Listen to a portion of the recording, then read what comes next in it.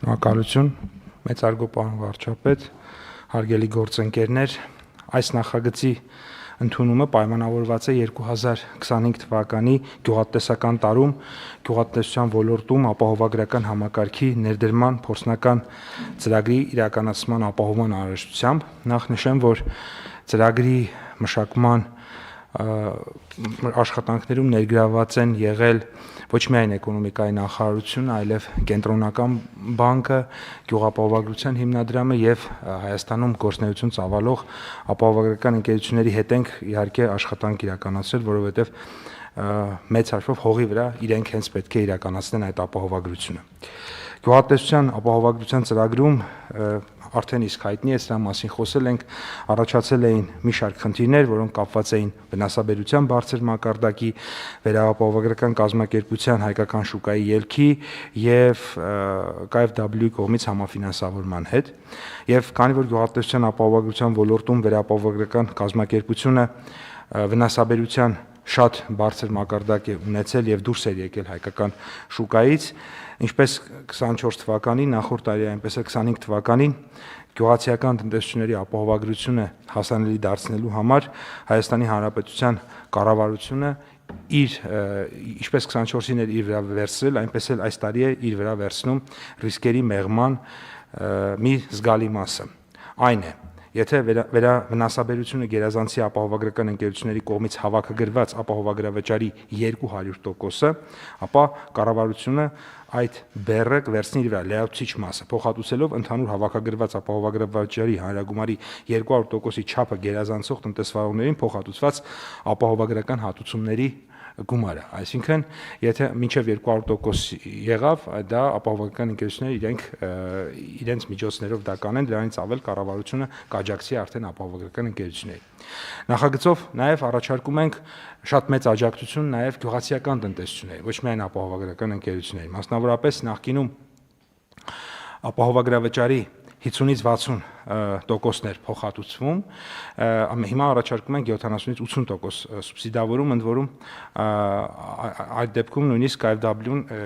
նախկինում KfW-ն մասնաբաժին ուներ, այստեղ նորից կառավարությունը ամբողջովին այդ ծախսերը վերցնում է իր վրա։ Միաժամանակ նշենք, որ վերջին 2 տարում իրականացվող գործընթացները, սա շատ կարևոր է եւ ուզում եմ հատկանշականացնեմ, սրանք ժամանակավոր լուծումներ են եւ կառավարությունը շատ վճռական է տրամադրված հաջորդ տարիների համար համակարգային լուծումներ գտնել, որոնք ոչ միայն ապահովագրության ոլորտին են վերաբերվում, այլ նաև զուգահեռ ենթակառուցվածքների։ Ինչու եմ սա կարևորում, որովհետև եթե հիդրոօթերևութաբանական համակարգը անհրաժեշտ ենթակառուցվածքներով չկարողանանք հասցնել համալրել, իսկ այս տարվա բյուջեում այդպիսի միջոցներ նախատեսված են այդ ուղղությամբ, ապա նորից կշարունակի համակարգի ռիսկայնությունը մնալ, որովհետև իրականում այդ գնահատումները հենց սարքերի միջոցով պետք է լինեն, ոչ թե գնահատողական դատողությունների միջոցով։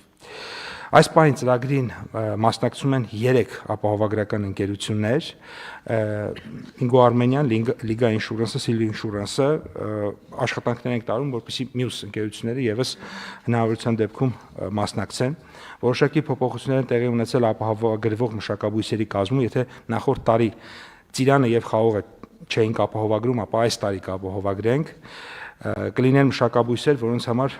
բոլոր ռիսկերը հասանելի չեն լինի, մասնավորապես հացահատիկային մշակաբույսերի համար ցորեն, գարի, վարսակ հասանելի կլինի միայն երաշտի ռիսկից ապահովագրությունը։ 25 թվականին կապահովագրվեն 13 մշակաբույս՝ խաղող, ծիրան, դեղց, կարտոֆիլ, սալոր, խնձոր, բալ, կեռաս, ձմերուկ, սեղ, ցորեն, գարի, վարսակ 4 ռիսկերից՝ կանոնային սրտահարություն, երաշտ, կարոտահարություն եւ հրդեհ։ Հարկ եմ համարում նշել, որ ապահովագրական ընկերությունները ոլորտում արդեն ունեն ձևավորված փորձառություն, որից ելնելով մինչև ապահովագրության պայմանագիր կնքելը առավել հետևողական կլինեն ապահովագրվող տարածքներում տեղազնության իրականացման գործընթացին եւ ապահովագրվող տարածքների ընտրությանը, եւ ուզում եմ սա հատուկ նշել, սա ըստ էության ի օգուտ է մեր տնտեսվարողների, որովհետեւ մեր խնդիրների մի զգալի մասը առաջացել է հենց նման հարցերից, երբ ոչ բարեխիղճ տնտեսվարողների պատճառով ի վերջո բարեխիղճ տնտեսվարողները նաեւ տուժեցին եւ առաջին հերթին տուժեցին, թերևս այսքանը Չմոռանաք հավանել տեսանյութը եւ բաժանորդագրվել Civic AM-ի YouTube-յան էջին։